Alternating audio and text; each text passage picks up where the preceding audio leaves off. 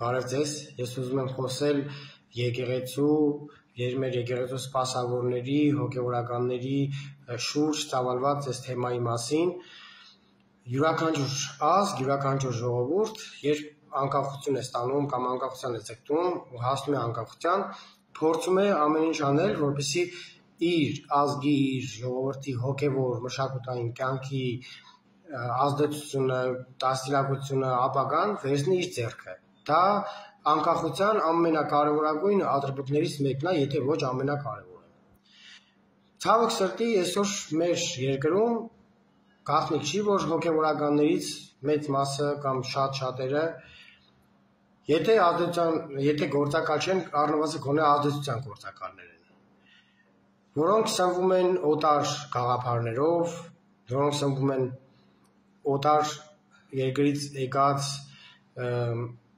ազդեցությամբ կամ փողերով, այդ մասին ժողովուրդը շատ է խոսում, շատ է քննարկում այդ հարցը, կամ իրենց պահում են անվայելուչ, որը մեր հարիր չի, մեր 1700-ամյա կրոնին, մեր եկեղեցուն։ Ես պատկերացնում եմ, որ մեր եկեղեցին պիտի լինի խորհրդավոր, պիտի լինի մաքրամաքուր, որովհետև մենք առաջի քրիստոնյա ազգն ենք։ Օտարը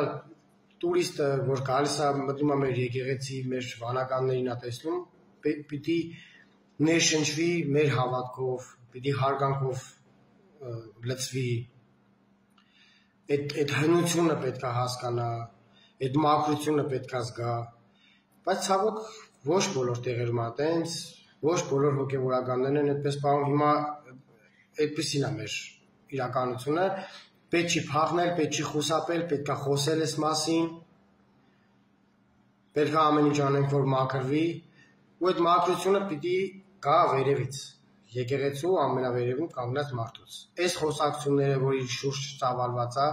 ինքը պետք է կարողանա պարզաբանել, այնքան համոզիչ կերպով, որ ոչ մի հոգու մոտ հարց չմնա, արդյոք կաթողիկոսը երեխա ունի, չունի, ապրում է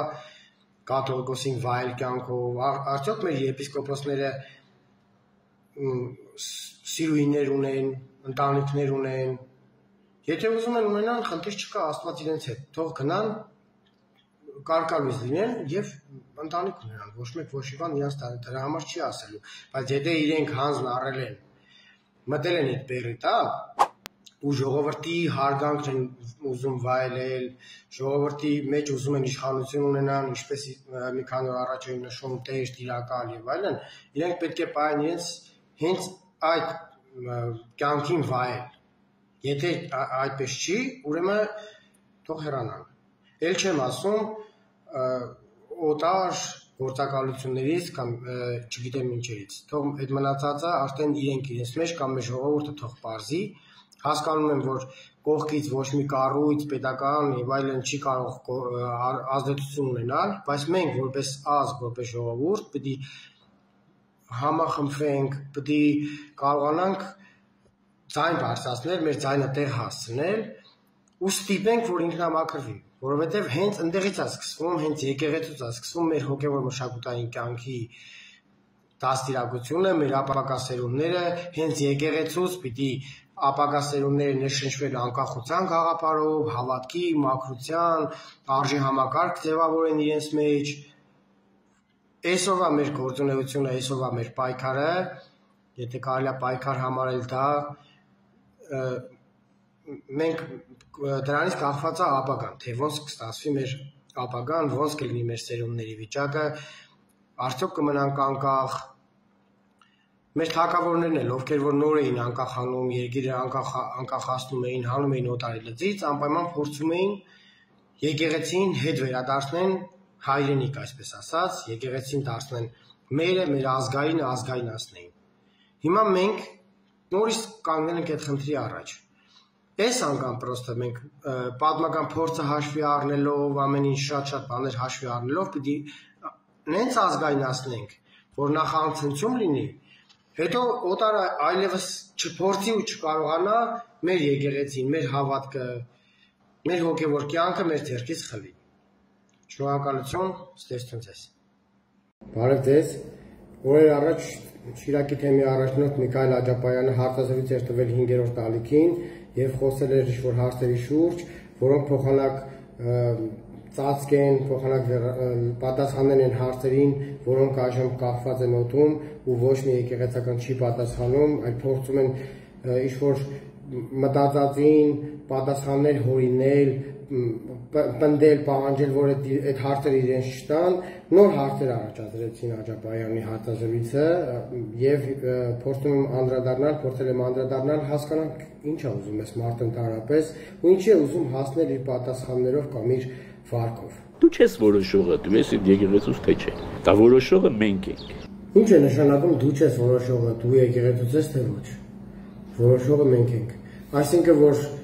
ես ծնվել եմ, իմ ծնողներն ինձ ասել են, որ ես հայ առաքելական եկեղեցու անդամ եմ, որ ինձ դարձրել են քրիստոնյա, ինձ քրիստոնեական գաղափարներով են լցրել։ Պարզվում է այդ ամեն ինչը սասուտ է, պիտի գնային Աջապայանից հարցնեին, որ ինձ Աջապայանը ասեր, ես քրիստոնյա եմ, հայ առաքելական եկեղեցուց եմ, թե ոչ։ Այս ոնց որ մի քիչ չի տեղավորվում, հա, քրիստոնեական արժե համակարգի մեջ։ Կամ որ հիմա երեխան ծնվի, մարդը ուզելա կնքի, գնա եկեղեցականներից հարցնի, թույլ կտաք ես դառնամ հայ առաքելական եկեղեցու անդամ, թե ոչ։ Դուք էլ տեսակավորեք, սորտավորեք։ Քեզ թվում է, թե եկեղեցին հանրային տարածք է։ Եկեղեցին հանրային տարածք չի։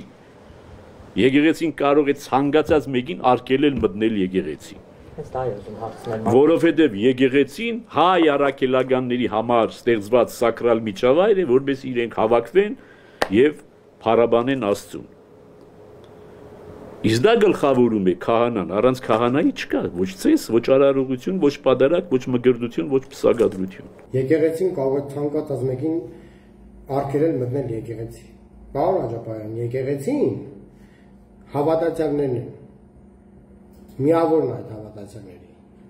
Իսկ շենքը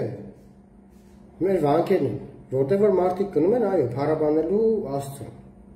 Բայց մարդը կարող է Աստծու հետ խոսել եւ հարաբերվել նաեւ իր տանից, ցանկացած մի տեղից, իր սրտում զգալով Աստծուն, որովհետեւ Աստված ասում է, որ ես ձեր բոլորի մեջ եմ, ձեր բոլորի սրտում եմ։ Ու դու ինչպես կարող ես այդքանից հետո համարել կամ արգելել մեկին, որ մտնի եկեղեցի։ Այսինքն մարդը ինքը իր հետ խոսելու համար նույնպես քեզնից թույլտվություն վերցնի, եթե շենքի մասին ես խոսում, այդ շենքն էլ ձերը չի։ Եթե շենքերը, եկեղեցիները ձերն են, այսպես չի պահի եկեղեցիները, այդ մեր վանքերը հազարամյա սարերում ամենուր եկեղեցիներ կան փլատակների վերածված, խոտը աճած, բարձրացած։ Մեկը գնում եք այդ ինչ-որ խումբ տանեք, մաքրեք, հետևեք, խնամեք։ Այդ ժամանակ արդեն եկեղեցին ձերը չի, հա։ Բա որ պետությունը որոշում է, որ եկեղեցու համար գումար տրամադրի, եկեղեցին բարեկարգի, բարենորոգի, բա ինչ չեք ասում, պետություն, եկեղեցին մերն է, դու ինչ գործ ունես։ Այն հասցրել եք եկեղեցու մեր հոգևորականների, մեր գաղափարախոսության նշանակությունը այնքան ներքև, որ մարդիկ արդեն ընկալում են, որ քահանան թաղման կարգ անելու համար է, կնունքի կարգ, հարսանիք եւ այլն։ Քահանան ուրիշ ոչ մի բանի համար չի։ Հա, մեկ էլ արգելելու համար, որ դուք որոշեք ընտրովի, էլի, ով մտնի, ով չմտնի, մարդը հավատում է, հանկարծ մեկ էլ տեսար ձեր սրտով չի, այդ մարդը չեք թողում որ ներս մտնի։ Դուք եք որոշում այդ մարդը լավ է հավատում, թե վատ է հավատում, քիչ է հավատում, թե շատ է հավատում։ Եվ դու որևիցե քահանայի իրավունք ունես պարտադրելու, որ ինքը մգրդի սրան կամ նրան, չկա նման պարտադրանք։ Դու կարող ես որևիցե մի քահանայի պարտադրել, որ ինքը պսակադրի սրան կամ նրան, չկա նման բան։ Արդեն 1700 տարուց ավել է մեր քահանաները մկրտում են, պսակադրում են, թաման կարգ են կատարում ու ոչ մեկին ոչինչ չի պարտադրում։ Կարծես սինխրոնացված մարդիկ իրար հետ հասկանալով մի համակեցության գեղեցիկ կարգ է սահմանվել, որտեղ որ քահանան գիտի իր դերը, իր նշանակությունը, ժողովուրդը գիտի քահանայի դերը եւ նշանակությունը, լավ գիտի, մի փորձեք փոխել։ Բոլորը բոլորի տեղն ու նշանակությունը գիտեն։ Ինչի համար է այս խոսակցությունը փորձել, ով է փորձել ձեզ պարտադրել ինչ-որ մի կարգ անել։ Չեն պարտադրում։ Հələ վճարում են դրա համար նաեւ ձեզ։ Որովհետեւ դուք եկեղեցու սպասավորներն եք։ Դուք եք այդ կարգերը կատարում։ որը որ պարտադիր համարյա կարելի ասել պարտադիր վճարով է դարձել։ Թողը վճարն են հասնում քահանաներին, լավ քահանաներին, բայց ինչի մասին է խոսակցությունը ես չեմ հասկանում։ Ինչի համար եք դուք ժողովրդին երեսով տալիս, հավատացյալներին երեսով տալիս, որ դուք չեք կարող կալ պարտադրել։ Ոչ մեկին ոչինչ չի պարտադրում, պարոն Աջապահյան։ Բայց այս խոսակցությունը, որ դու տանում ես, դրանով նորից հեռացնում ես ժողովրդին մեր հայ առաքելական եկեղեցուց։ Ու հետո չզարմանաք, թե ինչպես ստացվեց, որ մարդիկ դարձան աղանդավոր։ Այսպես ստացվեց։ Հոգևորականին խոսելու ես ոչից ստացվեց, գաղափարներից ստացվեց, որ փոխանակ գաղափարական խոսակցություն ունենանք, կրոնական, քրիստոնեական, մեր պահվածքի, քրիստոնյային վայր պահվածքի եւ արժեհամակարգի մասին ինչի՞ց է խոսում։ Եվ եկեղեցին, որ մենք բացել ենք այսպես դռները բաց եւ ասել ենք մտեք բոլորը, ովքեր ուզում եք մտնել, դա չի նշանակում, որ եկեղեցին հանրային տարածք է, զբոսայգի չի եկեղեցին, ոչ էլ փողոց է։ Եկեղեցին հայ առաքելականների համար սակրալ տարածք է, որտեղ հայ առաքելականները, նրանք, որոնց քահանան թույլ է տալիս, որ մտնեն, մտնում են պաշտելու համար Աստծուն։ Գիտենք, որ եկեղեցին զբոսայգի չի։ Գիտենք, որ եկեղեցին մեր սրբավայրն է։ Ամբողջ ազգը այդ մասին գիտի։ Նույնիսկ նրանք, ովքեր քիչ հավատացյալ են, շատ հավատացյալ են, բոլոր այդ մասին գիտեն։ Այնքան գիտենք, որ էլի եմ կրկնում, հազարավոր, միլիոնավոր մարդիկ, հայ մարդիկ զոհվել են հանուն այդ եկեղեցու, որ ասում ես եկեղեցին հանրային տարածք չի, որ այսպես դռները բացել ենք, դուք չեք բացել, այդ եկեղեցու դռները հայ մարդը իր արյունով բացել է, իր արյունով վճարելով բացել է, որ դուք հիմա թաղման կարգ եք կատարում, մարդիկ երեխեք եք մկրտում, հարսանիքներ եք օրնում, այդ հնարավորությունը ստանալու համար հայ մարդը իր կյանքով է վճարել հազարամյակներ շարունակ։ Ու այսօր երես տալ, մարդկանց տեսակավորել, սորտավորել, մեկը եկեք, մյուսը չէ, մենք թույլ տանք, մենք թույլ չտանք, դուք սխալվում եք, դուք չեք կարող թույլ տալ։ Ոչ մի բարոյական հիմք չկա, որ մարդուն, հայ մարդուն թույլ կա կամ թույլ չտակ։ Այդ կամ ինչպես է ստացվում, որ տուրիստին թույլ եք տալիս, մուսուլման տուրիստը կարող է գա, մտնի եկեղեցի թույլ եք տալիս, բայց մեկ էլ հանգարց հայերի մեջ ինչ-որ մի հատ խմբի եք առանձնացնում, որոնց կարող է թույլ չտակ, ելնելով քաղաքական հայացքներից, այսինքն հայ մարդը, ով քաղաքական այս կամ այն հայացք ունի, այնքան արժանի չի, ինչքան կարող է այլ կրոնի դավանող ինչ-որ օտար մարդը, թե այդ օտար մարդը գումարած աղսում եկեղեցում,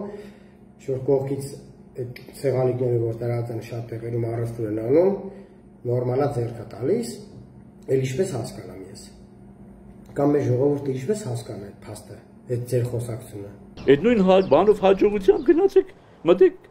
կյանքի խոսքի սրա, ասեք, էսի մերն է։ Գնացեք Եհովայի վգաների տարածք մտեք, ասեք, էսի մերն է։ Գնացեք մորմոնների եկեղեցին մտեք, ասեք, էսի մերն է։